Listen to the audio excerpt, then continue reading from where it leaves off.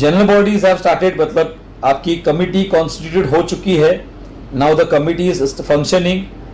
At that time you will be having an annual general body meeting. Every annual general body meeting is supposed to be conducted on or before 30th of September of the year. 31st March is your financial year ending, but before 30th September आपका annual general body meeting लेना अनिवार्य है. बहुत सारी societies में हमने देखा है कि अगस्त या सितंबर फर्स्ट वीक तक लोग सोते रहते हैं एंड सडनली जागते हैं. That is why majority of the societies की एनुअल जनरल बॉडी मीटिंग या आइदर 28 सितंबर को होती है, 29 सितंबर को होती है या 30 सितंबर को होती है.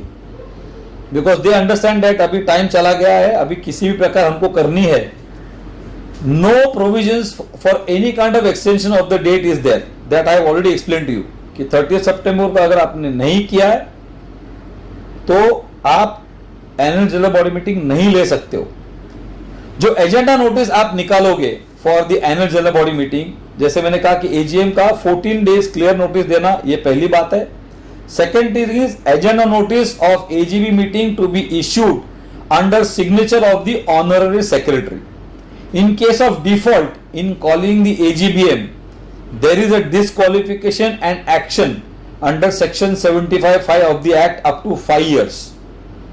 So this is a very serious matter that annual general body meeting should be conducted within the specified period. If you do not conduct it, there is action which can be initiated against the committee, against a complaint lodged by your members. Now in this annual general body meeting, only bona fide members or associate members or joint members are allowed to attend. मतलब एक flat में से सिर्फ एक व्यक्ति ही meeting में आ सकता है. So for this meeting there is no provision where you can say आज डैडी की तबीयत खराब है इसलिए मैं आके बैठा हूं, या वाइफ को आज शॉपिंग जाना था इसलिए मैं आके बैठा हूं, या हस्बैंड आज लेट आने वाले ऑफिस में से इसलिए मैं आके बैठी हूं.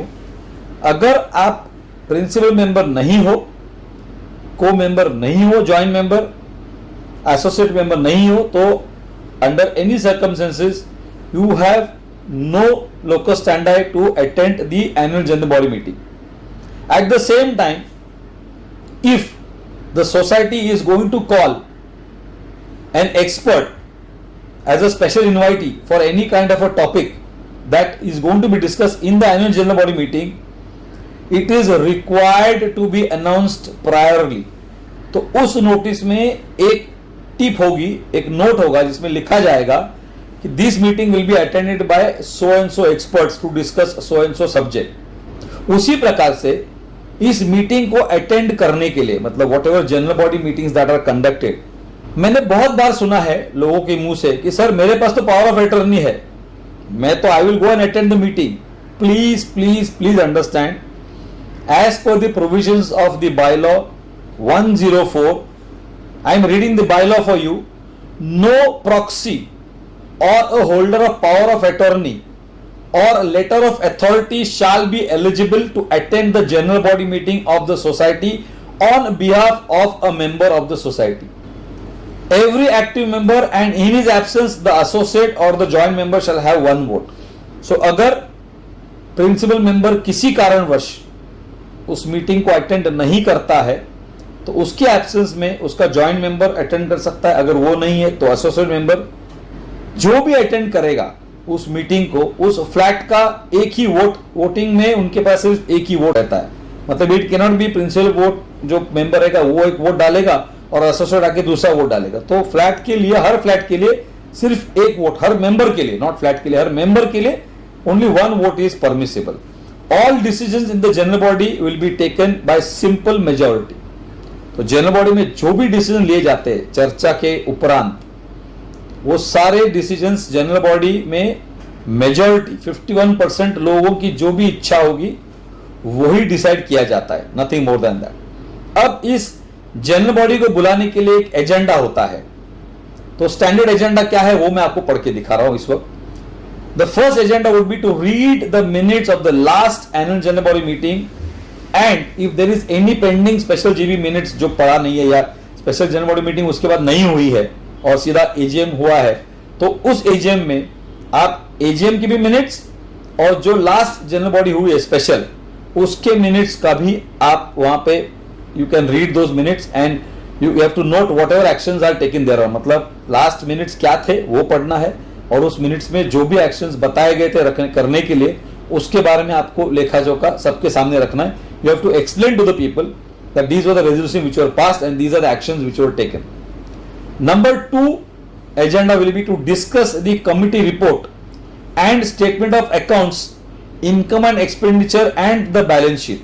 So basically ये मीटिंग बहुत महत्वपूर्ण इसलिए है कि पैसे का, रुपए का, अकाउंट्स का लेखा जोखा लेकर बैठने वाले हो, तो it is very necessary that people sit and understand कि सोसाइटी ने कलेक्ट क्या किया है, किस प्रकार किया है, खर्चा किस प्रकार किया है, बैलेंस क्या बचा है।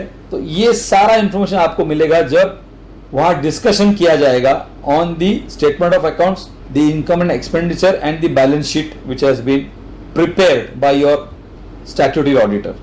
The third agenda would be to discuss the audit report and the audit director report. मतलब जो रिपोर्ट आपके ऑडिटर ने दिया हुआ है उस रिपोर्ट के बारे में वहां चर्चा होने वाली है। जो भी त्रुटियां, whatever shortcomings that have been pointed out and which you have fulfilled as per the audit rectification report, ये दोनों चीजों को आपको पटल पे रखना बहुत जरूरी है। 4 number is to appoint an auditor for statutory audit from the panel maintained by the registrar. Now, before the annual general body meeting is called, it is the duty of the committee to obtain quotation from a statutory auditor for placing it before the general body and seeking the approval of the general body for his appointment. Annual general body meeting is the only place where you are going to decide for the selection of the auditor. Suppose for some reason you are not able to procure the quotations from the whichever auditor is interested in giving services, professional services to your society, then for this point you will have to say that this will be discussed in the next general body meeting only. Then of course any other matter specifically requiring decisions, concurrence or sanction of the GB, अगर ऐसा कोई matter है जो secretary बता सकता है कि भाई ये मैटर बहुत इंपॉर्टेंट है, इसको लेना चाहिए, that would be your 5th agenda. And 6th agenda would be to consider any important communications received from the registering authority, statutory auditor, government, collector, local और एनी अदर कॉम्पिटेंट अथॉरिटी। किसी authority ने अगर कोई भी important communication society को भेजा है तो उसकी चर्चा इस एनुअल जनरल बॉडी मीटिंग में लास्ट में होने वाली है। So this is the kind of agenda that you are going to have a standard. Of course इसके अंदर फिर आपके बाकी बहुत सारे एजेंडा ऐड हो सकती है, where if you want to have किसी नए मेंबर को अपॉइंट करना है तो वो आ सकता है, इंटरेस्ट फैक्टर पे कोई डिस्कशन करना है तो वो आपका एक डिसीजन हो सकता है, किसी एएमसी को अपॉइंट करना है that could be there, convenience का मैटर है उसका कोटेशन पास करना है that. So there are many topics which you could take, but ये जो अभी हमने आपको बताया these are standard points which are required to be in the AGB agenda notice. Apart from that, as per your requirement, you can also add other agenda to this notices.